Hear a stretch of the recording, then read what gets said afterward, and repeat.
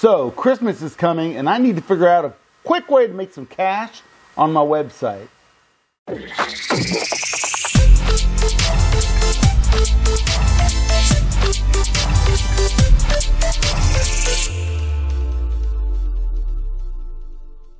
So today I went up to Hickory, North Carolina, where West Penn is at. I was over there at the Clingsboro Woodworking Extravaganza, and I thought I'd stop by there. And this caught my eye. They had a big, giant cardboard box full of exotic cutoffs, like this Purple Heart here.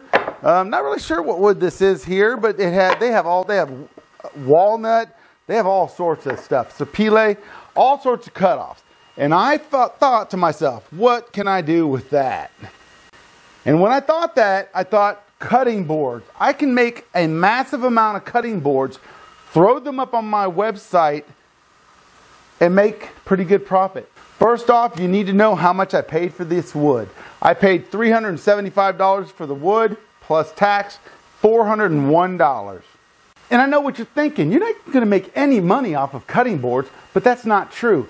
Let's say that this thing was $375. There's 30 boards here. It's going to cost me probably about $10 to get these things into cutting board shapes. That's including cutting, sanding, and putting legs on them and a finish on them. But here's the fun part. I've already got all the feet. I bought these 5 years ago. It was a big giant full bag, and I've still got about a quarter bag. That's plenty for all of these boards. And I will sell them between $80 and $120 each. That sounds like a lot of profit, but it's not when you're adding up your time. It's going to take me about 3 hours to do one of these cutting boards, so you're making about $25 to $30 an hour there. We can use our laser on some of these, we can use the CNC on others, and we can just leave some of them plain. So without further ado, let's go ahead and make something.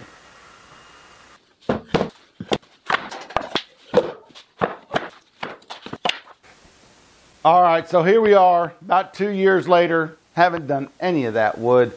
Maybe 2 or 3 that I've given away, but this one right here, and I'm not sure what kind of wood it is. It's got like a peppery smell to it when you cut it. Maybe somebody can get down in the comments and let me know. But this should be a simple make, and so let's get started with that. First thing I'm going to need to do is flatten this out, and it's a little bit too big for my planers, so what we're going to do is we are going to put it on the CNC and go ahead and flatten this thing out. Once it's flattened, then we can sand it all down, get it all done up, and hopefully maybe even put handles on the side. I don't know. We'll see. All right, let's get to moving on this and get it done. I really like how easy it is to flatten pieces of wood on the CNC, but man, is it messy. The dust collector just can't keep up with the 3-inch bit that I have on there.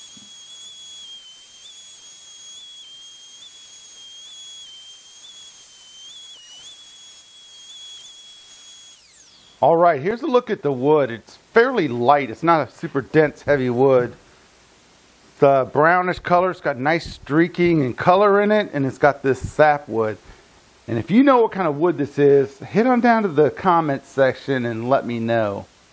It'd be interesting to find out. They had told me when I bought it, but I forgot it and I didn't write it down.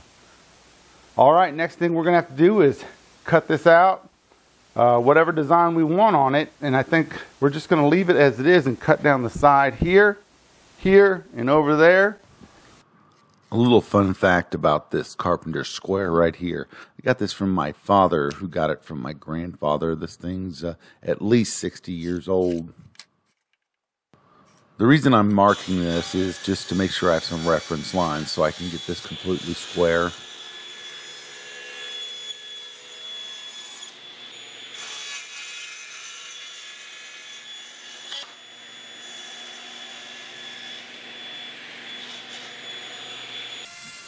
So now it's time for some sanding. I run through 80 grit all the way to 220 grit. And between each of those, I'm going to spray it. You'll see that in a second. And what I'm spraying it with is some water. And what it's doing is popping the grain and making it rise. And then I sand that down, and then I move on to the next grit. What that does is ensure that when I put the oil on there, I don't get a rough surface and it stays smooth. There it is right there, me spraying it with water. I let it sit and dry and then I re-sand it from there. The next thing I do is soak it with mineral oil, and you can see I'm running out of mineral oil there. I'll have to restock up on that. But this is a pretty big board and it did soak up a lot. And then I let it sit overnight and drain off. Once the mineral oil drains off, I'll coat it with some beeswax mineral oil just to give it a protection. I let the beeswax and mineral oil sit on there for about 15 to 20 minutes and then I wipe it off. If you are making one of these boards, realize that that mineral oil is going to continue to seep out of the wood for a little while. So make sure to explain that to your customers so they don't think something's wrong with your boards.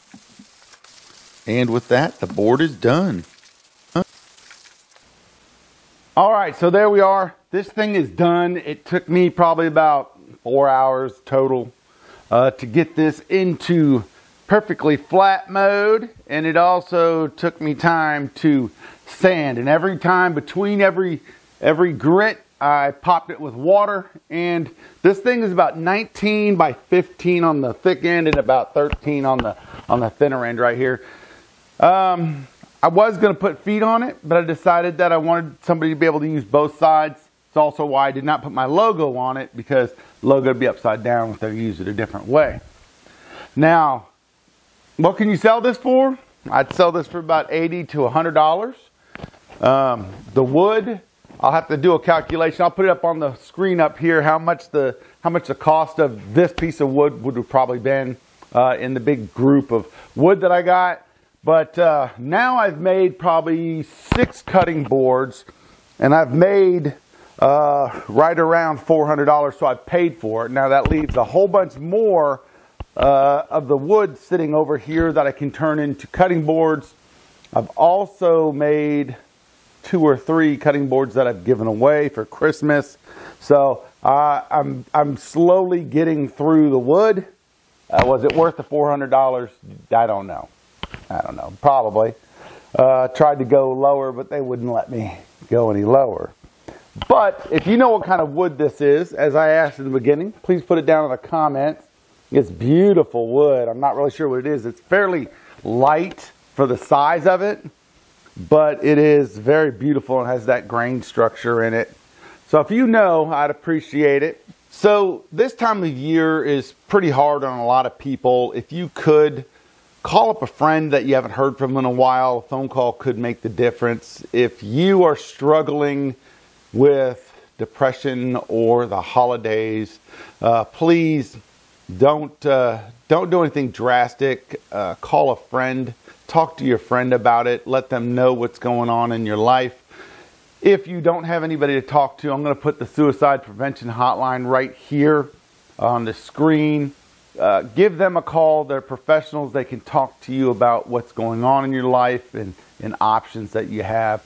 If you're a veteran, I implore you to call your buddies, see how they're doing. If you are the veteran in trouble, please call your buddies and tell them what's going on. Don't do anything drastic. We've lost enough veterans to date. Also, if you don't want to talk to any of them, I'm going to put the suicide hotline for veterans right here on the screen also. So please reach out to somebody in need. I appreciate each and every one of you. So please don't hesitate to contact somebody. One phone call could be what saves their lives. All right. I want to tell everybody happy holidays, Merry Christmas, Happy Hanukkah. Whatever you celebrate, I appreciate you. And until next video, stay cool.